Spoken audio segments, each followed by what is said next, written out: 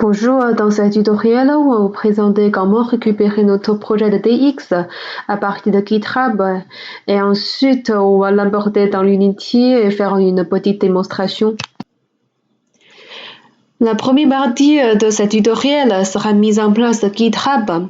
Tout d'abord, vous devez vous inscrire sur le site officiel, choisir un username, un email adresse et créer un mot de passe. Et il faut faire attention que c'est ce username que vous devez donner au propriétaire de répertoire de DX pour qu'il puisse vous ajouter dans la liste de contributeurs et ensuite vous pouvez faire des modifications au répertoire. Voici ces des fichiers que vous allez récupérer. Ensuite, pour installer et l'utilisation de GitHub, je pense que le tutoriel officiel est déjà suffisamment clair. Il y a un tutoriel pour toutes les plateformes, pour mise en place de Git, et authentification, accès au répertoire. Voilà, il faut juste le suivre. La deuxième partie de ce tutoriel est l'installation d'Unity. D'abord, on va dans leur site officiel pour télécharger. On clique télécharger Unity et la version personnelle gratuite va nous suffire. On clique download et on doit vérifier la version est bien supérieure ou égale à 5 pour que notre projet puisse bien fonctionner. Et c'est l'interface de téléchargement et après, on a complété ces deux premières parties de tutoriel. On va aller dans la troisième partie, importation du projet. Choisissez un endroit où vous voulez mettre le projet et cliquez droit. Il y aura une option Git Bash Here.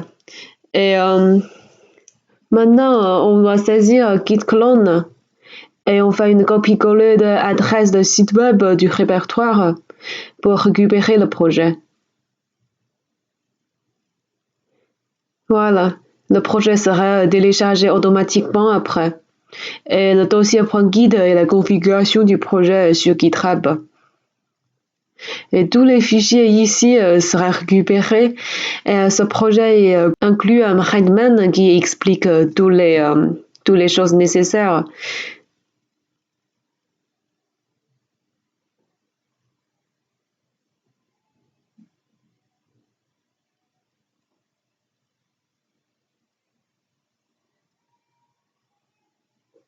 Voilà, le téléchargement est fini. On peut voir qu'il y a deux dossiers importants, Asset et Project Setting. C'est ce qu'il faut pour un projet Unity. Et maintenant, on va l'ouvrir dans le logiciel. On clique Open pour ouvrir ce projet. On choisit le dossier qu'on vient de télécharger. Et maintenant, c'est l'importation. On peut voir qu'il y a deux autres dossiers, librairie et dump, qui sont créés pendant l'importation. C'était fichier qui peut être généré automatiquement par le logiciel à partir de Project Setting.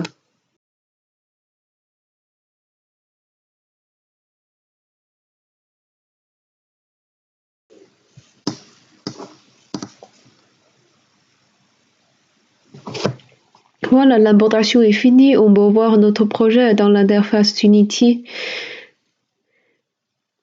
Et on allait dans projet, dans le dossier scène. Et on double-cliquait 13 environnement.unity pour ouvrir la scène où on a mis en place des événements stressants et la simulateur de voiture. Et il y a une ville avec des bâtiments et la route. On peut voir toute la ville à partir dans la vue scène de logiciel. Voilà, c'est notre ville entière. Maintenant, on va faire une démonstration du projet.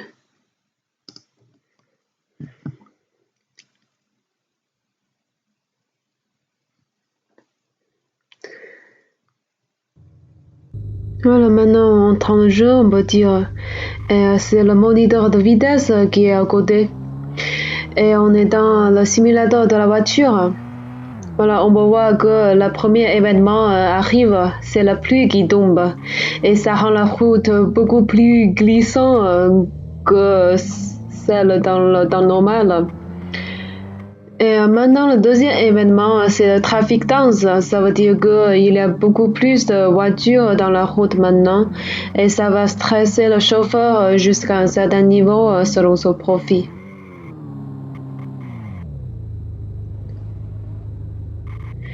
Et ensuite, on va voir le troisième événement. C'est un garçon qui traverse la rue soudainement. Voilà, c'est ça. C'est la fin de démonstration. Tous les événements ont été logués dans le console. La pluie, le trafic dense et le garçon. Quand est-ce qu'ils ont commencé et quand est-ce qu'ils ont terminé.